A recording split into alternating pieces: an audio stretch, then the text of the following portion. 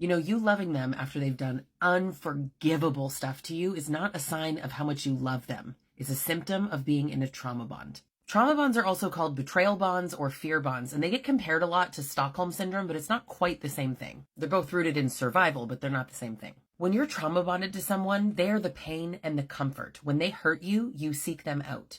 When you're in a trauma bond, you feel like an addict. You kind of know you need to leave, but you also can't imagine leaving, and you also can't imagine staying for 1 minute longer, but you just kind of can't get one foot in front of the other. Abusive relationships always have good and bad. There's always up and down. There's always hot and cold. An abuser will actually use intermittent kindness as an abuse tactic. Don't think for 1 second that they're being nice to you out of the kindness of their heart.